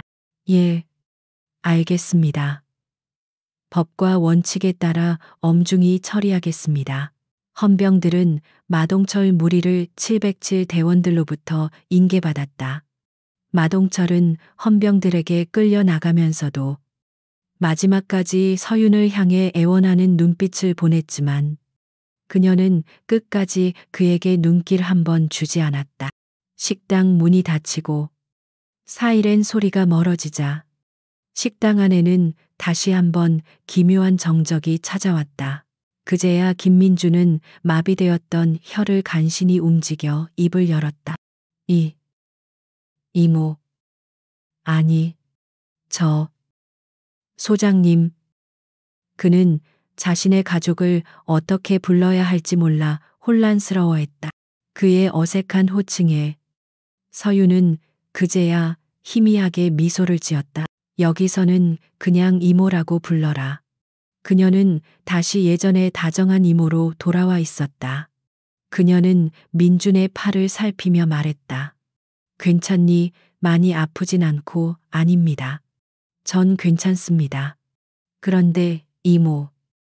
아니, 소장님은. 민주는 말을 잇지 못했다. 그는 자신의 이모가 겪었을 모욕과 수모를 생각하니 가슴이 미어지는 것 같았다. 서윤은 그런 조카의 마음을 안다는 듯 그의 어깨를 두드려 주었다. 이모는 괜찮아. 정말이야. 내가 다치지 않은 것만으로도 다행이다. 모든 상황이 정리되자 강태환 대령이 서윤에게 다가와 정중히 물었다. 소장님, 이제 부대로 복귀해도 되겠습니까? 서윤은 고개를 끄덕였다. 수고했다. 강 대령. 자네 덕분에 신속하게 정리됐군. 천만의 말씀입니다. 소장님의 부름이시라면 지옥이라도 1분 안에 달려오는 것이 저의 임무입니다. 강 대령의 목소리에는 서윤을 향한 절대적인 충성심과 존경심이 담겨 있었다. 그는 다시 한번 완벽한 거수경례를 붙이고 부하들을 이끌고 소리 없이 식당을 빠져나갔다. 그들이 사라지자 식당 안에 억눌려 있던 공기가 그제야 풀리는 듯했다.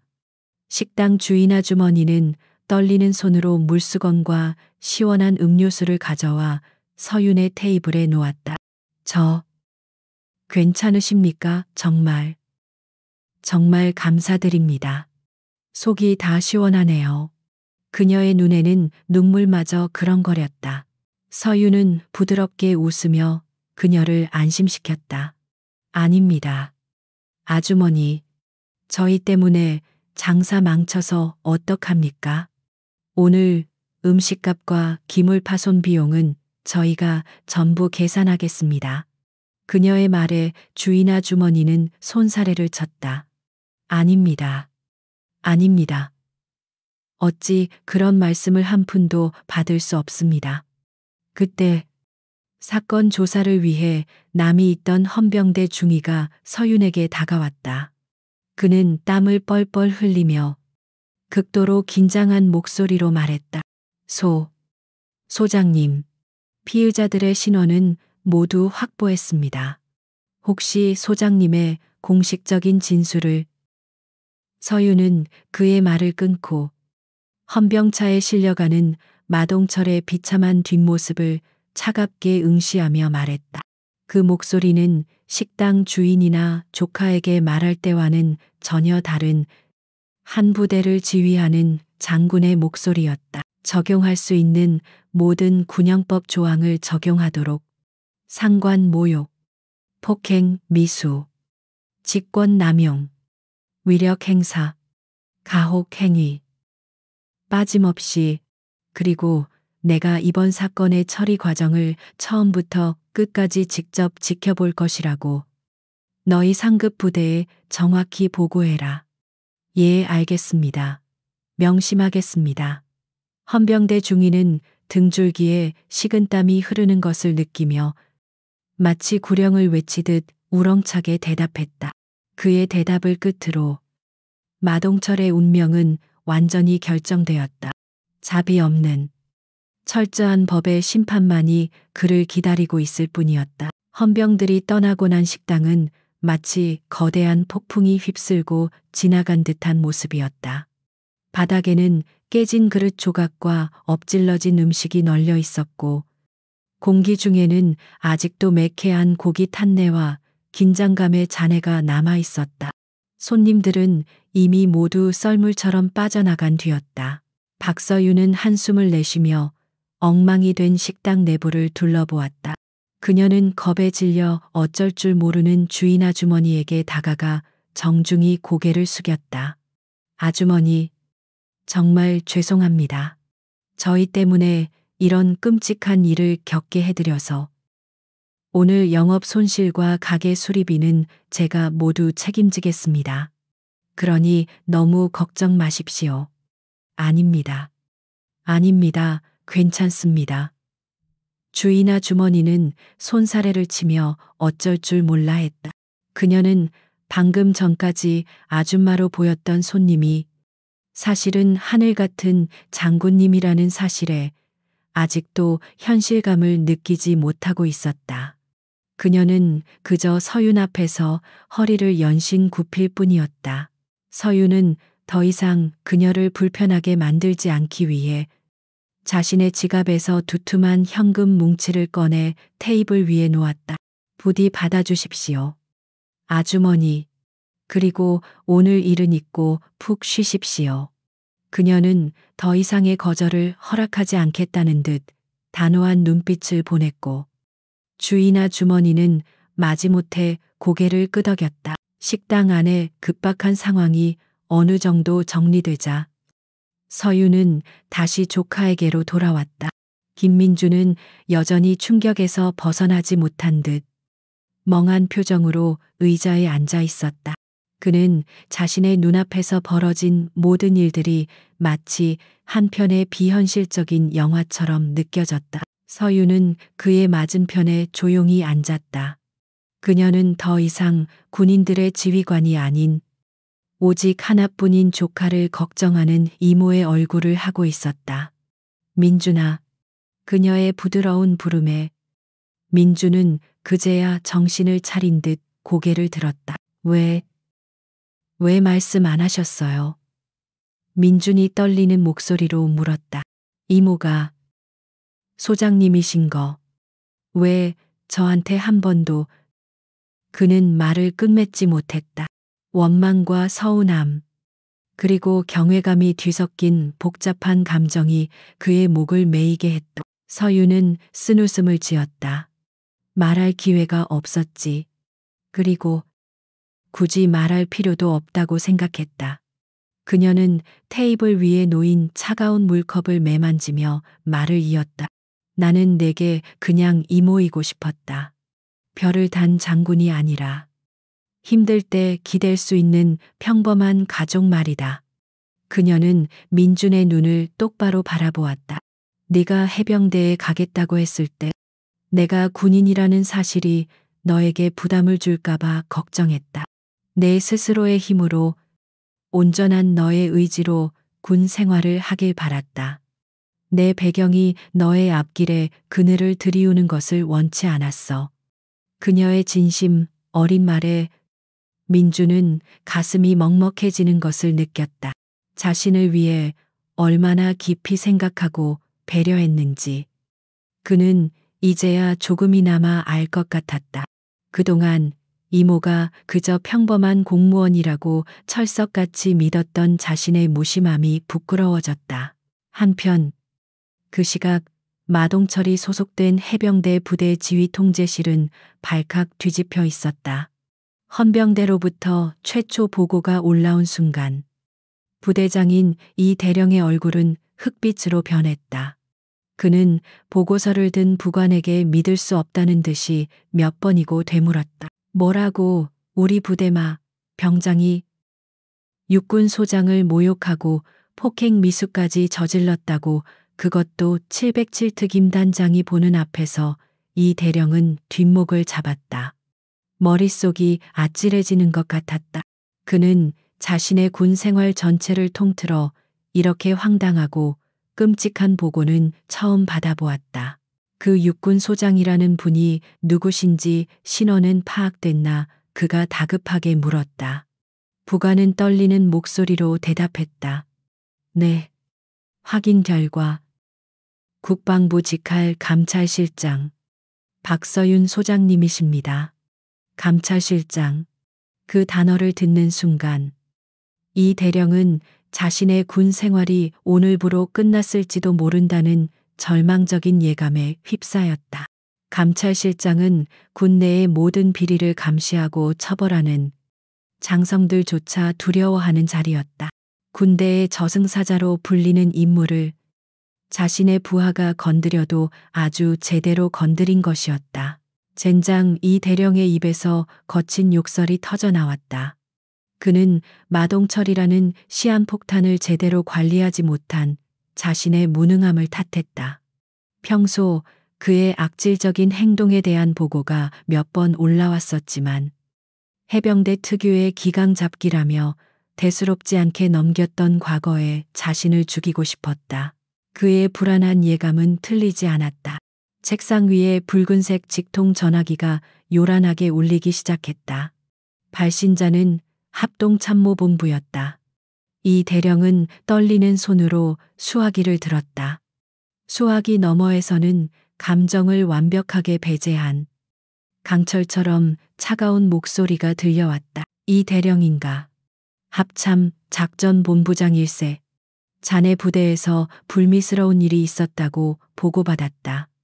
박서윤 소장님께서는 군의 명예를 실추시킨 이번 사건에 대해 지휘고하를 막론하고 엄중히 책임을 물을 것이라 하셨네.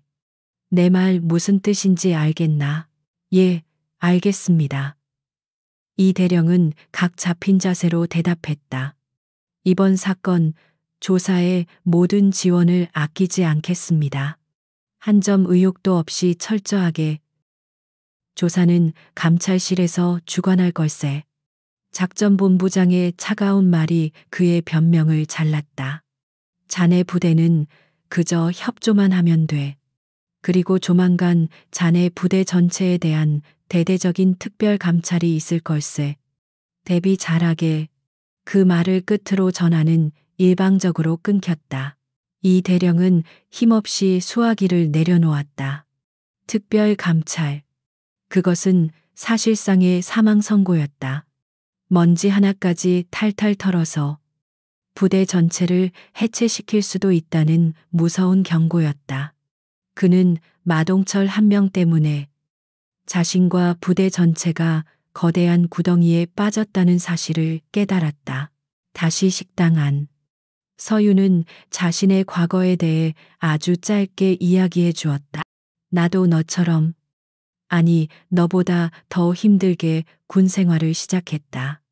여자라는 이유로, 육사 출신이 아니라는 이유로 수많은 편견과 싸워야 했지. 그녀는 씁쓸하게 웃었다. 오늘 마 병장이란 자가 나에게 했던 말들. 내가 수십 년간 군 생활을 하며 지겹도록 들어왔던 말들이다. 하지만 나는 그때마다 분노하거나 좌절하는 대신 실력으로 증명했다. 내가 그들보다 더 유능하고 더 강하다는 것을. 민주는 처음 듣는 이모의 이야기에 숨을 죽였다.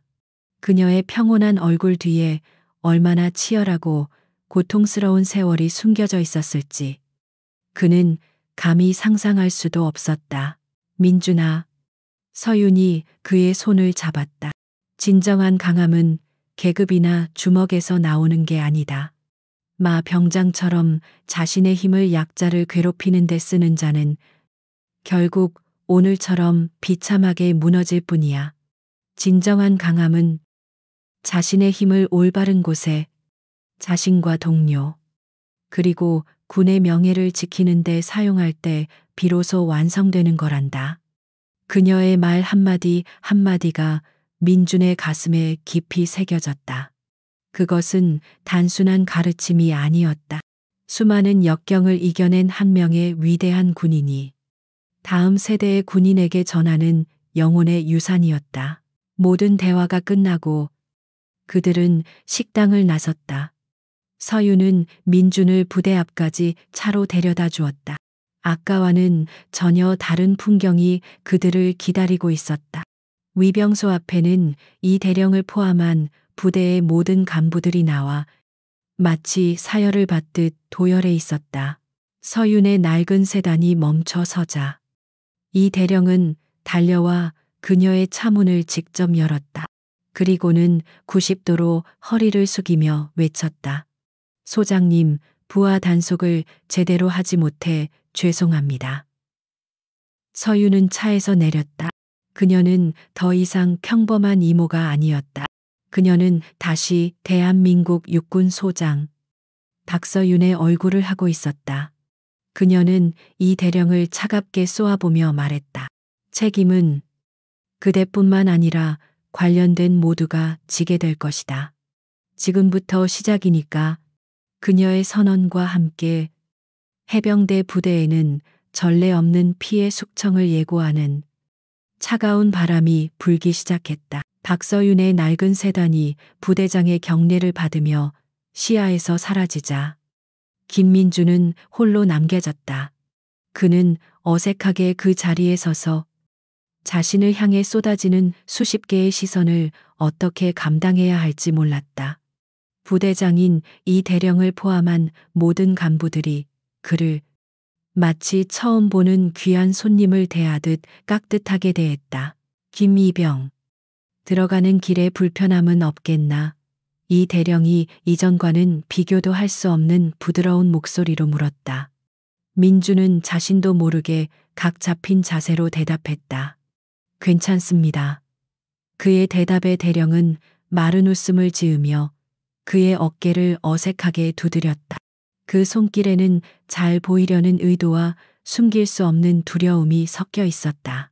민준이 생활관으로 돌아왔을 때 그는 자신의 삶이 완전히 변했다는 것을 실감했다. 그가 문을 열고 들어서는 순간 왁자지껄하던 생활관 내부는 찬물을 끼얹은 듯 조용해졌다. 모든 선임과 동기들의 시선이 일제히 그에게로 쏠렸다.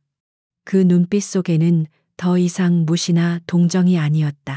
경외, 호기심, 그리고 약간의 두려움이 담겨 있었다. 그를 가장 괴롭혔던 마동철의 직속 후임이었던 한 상병이 자리에서 벌떡 일어나 그에게 다가왔다.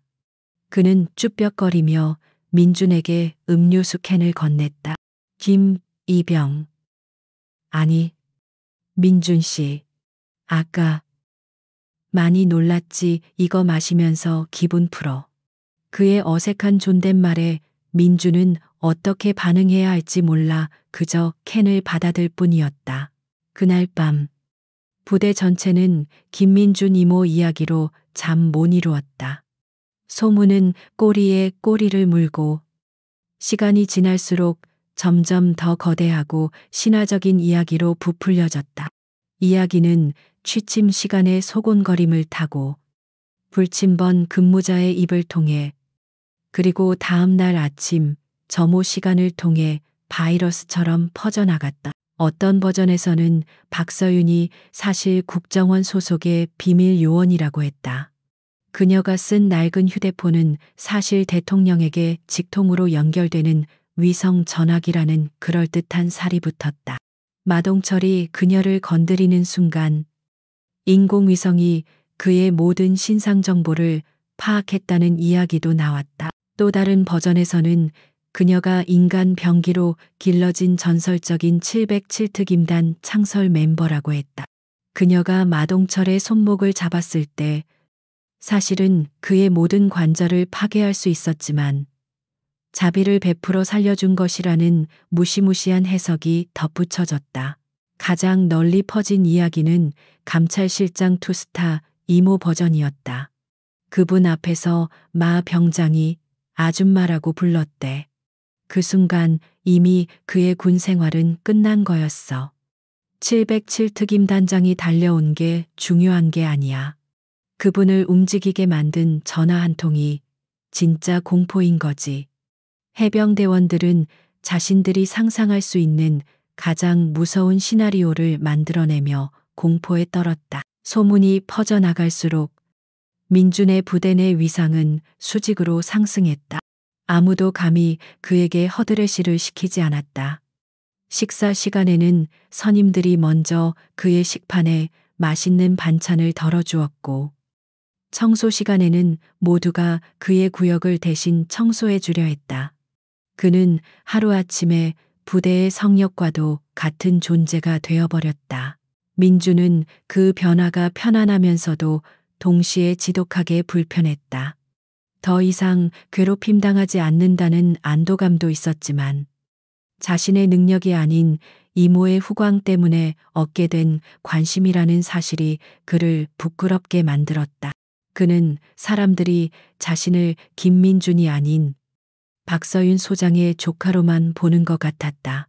한편 해병대 지휘부는 말 그대로 초상집 분위기였다. 이 대령은 그날 이후 단 하루도 제대로 잠을 자지 못했다. 합참에서 예고한 특별 감찰이라는 칼날이 언제 목 위로 떨어질지 모른다는 공포에 시달렸다. 그는 자신의 부하들을 쥐잡듯이 잡으며 부대 내의 모든 부조리를 뿌리 뽑겠다고 길길이 날뛰었다. 그는 당장 마동철과 그 무리들을 지휘계통에서 완전히 분리시키고 그들과 관련된 모든 서류를 감찰실로 이관했다. 그리고 마동철에게 괴롭힘을 당했던 모든 피해자들을 일일이 면담하며 피해 사실을 하나도 빠짐없이 기록하라고 지시했다. 그의 필사적인 노력은 어떻게든 자신의 목이라도 보전하기 위한 처절한 몸부림이었다. 소문의 파장은 부대 담장을 넘어 국방부 전체로 퍼져나갔다. 육군 소장이 해병대 병사에게 모욕을 당하고 그 자리에 707 특임단이 출동했다는 소식은 모든 군인들에게 엄청난 충격을 주었다. 특히 박서윤 소장의 명성을 익히 알고 있던 장교들은 혀를 내둘렀다. 마동철인가 하는 그 해병은 이제 끝났군. 박 소장님 눈 밖에 났으니 그분은 한 번 찍은 적은 절대 용서하지 않는 분이야. 아마 군복 벗는 걸로 안 끝날걸. 군법회의에서 최고 형량을 받게 될 거다. 그들의 대화 속에서 박서윤은 이미 전설적인 존재가 되어 있었다. 그리고 그 소문의 진원지에 있던 마동철은 현재 국군 교도소의 차가운 독방에 갇혀 있었다. 그의 손목에 채워졌던 수갑은 풀렸지만 그의 인생은 보이지 않는 더 큰 족쇄에 묶여버렸다. 그는 감찰실에서 파견된 젊은 수사관 앞에서 지난 몇 년간 저질러왔던 자신의 모든 죄를 자백해야만 했다. 후임병들을 상습적으로 폭행한 사실 인정하나 수사관의 목소리는 기계처럼 차가웠다. 네. 훈련 물자를 빼돌려 사적으로 유용한 적은 네. 마동철은 모든 것을 포기한 사람처럼 힘없이 대답했다. 그가 저지른 악행은 꼬리에 꼬리를 물고 드러났다. 그가 식당에서 저지른 난동은 그가 쌓아 올린 거대한 범죄의 탑에서 가장 작은 돌멩이에 불과했다. 이전에는 그의 권력이 두려워 침묵했던 수많은 피해자들이 박서윤 소장이라는 거대한 방패 뒤에서 용기를 내어 목소리를 내기 시작했다. 그는 이제 돌이킬 수 없다는 것을 깨달았다. 자신의 오만함과 어리석음이 어떤 끔찍한 결과를 낳았는지 그는 차가운 콘크리트 벽을 마주한 채 뼈저리게 후회했다. 하지만 후회하기에는 너무 늦어버렸다. 다시 민준의 생활관. 모든 훈련이 끝나고 점호 준비를 하던 저녁. 민준은 자신의 휴대폰으로 짧은 문자 메시지 한 통을 받았다. 발신인은 이모였다. 그는 떨리는 손으로 메시지를 확인했다. 훈련에 집중해라. 훌륭한 해병이 되거라. 이모가 바라는 건 그것뿐이다. 그 짧은 문장에서 민주는 이모의 진심을 느낄 수 있었다. 그녀는 자신의 권력을 이용해 조카에게 특혜를 주려는 것이 아니었다. 그녀는 그저 군의 썩은 부분을 도려내고 자신의 조카가 더 나은 환경에서 명예롭게 군 복무를 마치기를 바랐을 뿐이었다. 민주는 휴대폰을 꽉 쥐었다. 그는 더 이상 박서윤 소장의 조카라는 이름 뒤에 숨지 않기로 결심했다.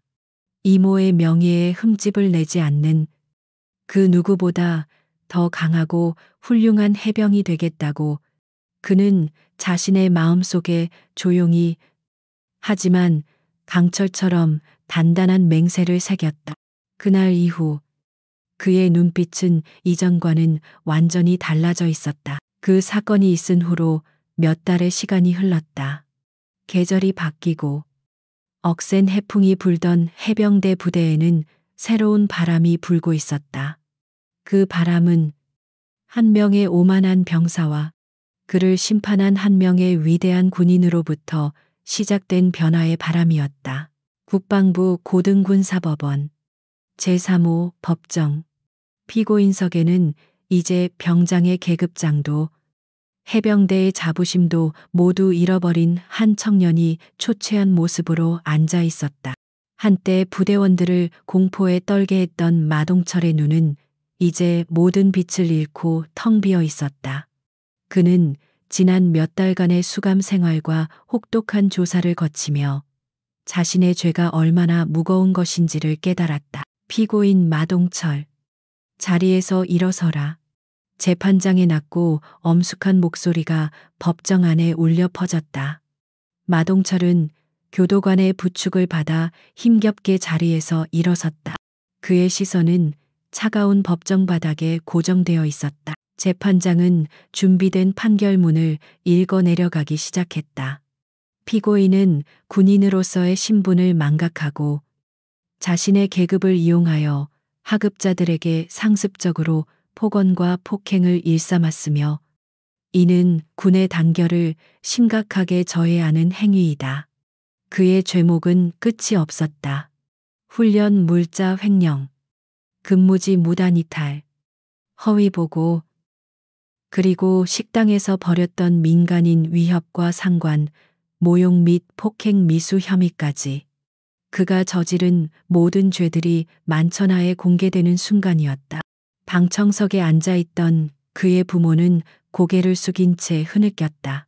특히 피고인은 자신의 가족을 면회온 상급 장성을 상대로 차마 입에 담을 수 없는 모욕적인 언사를 퍼붓고 신체적 위협을 가하는 등 국군의 명예를 땅에 떨어뜨렸다. 이는 그 어떤 이유로도 용서받을 수 없는 중죄에 해당한다. 재판장의 목소리에 분노가 실렸다. 이에 본 재판부는 다시는 군내에서 이와 같은 불행한 사건이 재발하지 않도록 피고인을 엄중히 처벌하여 군 기강을 바로 세우고자 한다.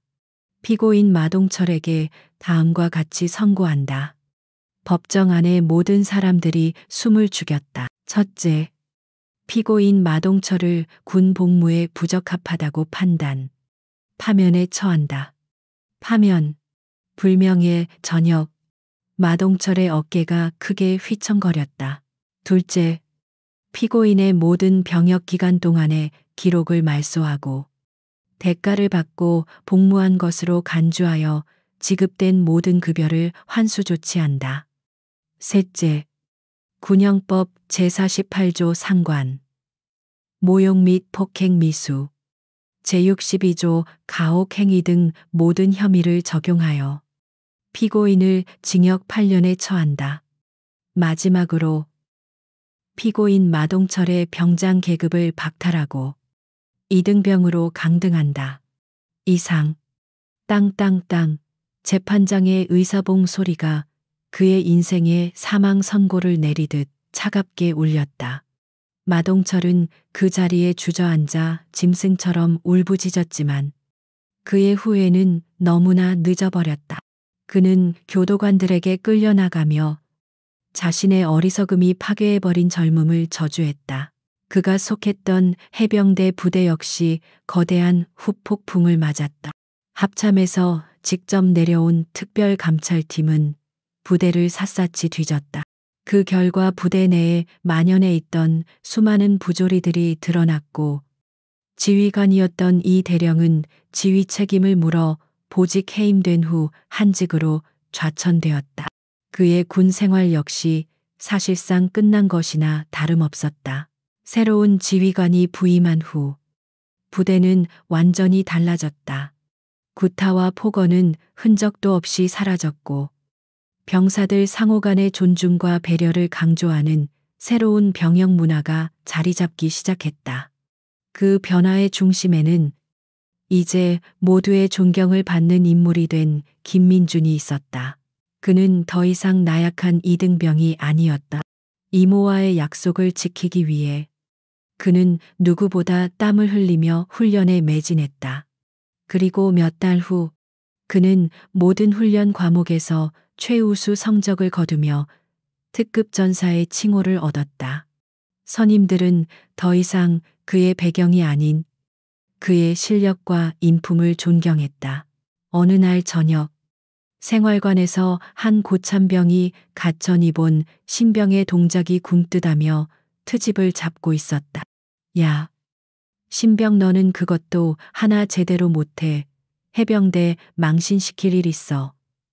그의 날 선 목소리에 신병은 겁에 질려 어쩔 줄 몰라 했다.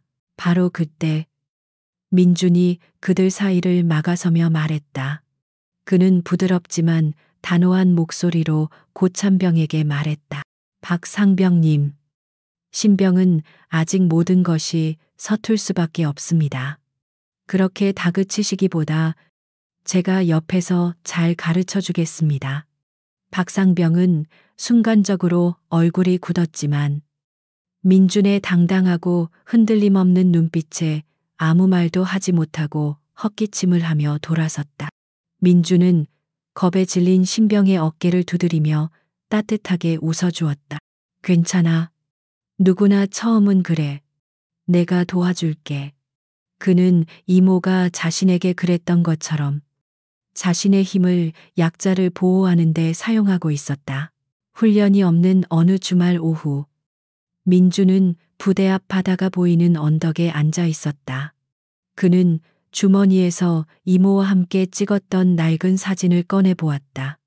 사진 속에는 앳된 자신과 지금보다 훨씬 젊은 이모가 환하게 웃고 있었다. 그는 이제 이모를 소장님이 아닌 그저 세상에서 가장 강하고 현명한 우리 이모로 생각할 수 있게 되었다. 그녀가 가르쳐준 진정한 강함의 의미를 그는 이제 몸과 마음으로 실천하며 살아가고 있었다. 그는 이모의 조카라는 사실이 그리고 대한민국의 해병이라는 사실이 자랑스러웠다. 같은 시각 서울 국방부의 감찰실장실 박서윤 소장은 해병대 부대의 특별감찰 결과 보고서를 조용히 읽어 내려가고 있었다. 보고서의 마지막 장에는 성공적인 병역 문화 혁신 및 전투력 상승이라는 긍정적인 평가가 적혀 있었다. 그녀는 보고서를 덮고 의자에 깊숙이 몸을 기댔다. 그녀의 책상 위에는 민준이 가진 것과 똑같은 사진이 담긴 작은 액자가 놓여 있었다. 그녀는 액자 속 환하게 웃고 있는 어린 조카를 보며 아주 오랜만에 깊고 편안한 미소를 지었다. 그녀가 쏘아 올린 작은 정의의 신호탄은 이제 군 전체에 긍정적인 메아리가 되어 울려 퍼지고 있었다. 그리고 그 메아리를 이어받아 더 나은 군대를 만들어갈 다음 세대가 지금 이 순간에도 어딘가에서 땀 흘리며 성장하고 있었다. 그녀는 그 사실에 만족했다. 오늘 이야기는 어떠셨나요? 우리 사회에 숨어 있는 자신의 지위와 편견으로 다른 사람을 짓밟는 마동철 같은 사람들에게 박서윤 소장과 같은 정의가 언제나 존재하기를 바랍니다. 진정한 강함은 높은 계급이나 큰 목소리가 아니라 불의에 맞서는 용기와 자신의 신념을 지키는 굳건함에서 나온다는 것을 이 이야기가 보여주었으면 합니다. 여러분의 생각은 어떠신가요? 여러분이 생각하는 진정한 정의는 무엇인지 댓글로 의견을 남겨주세요. 이야기가 마음에 드셨다면 좋아요와 구독을 잊지 마세요. 여러분의 응원이 더 좋은 이야기를 만드는데 큰 힘이 됩니다. 감사합니다.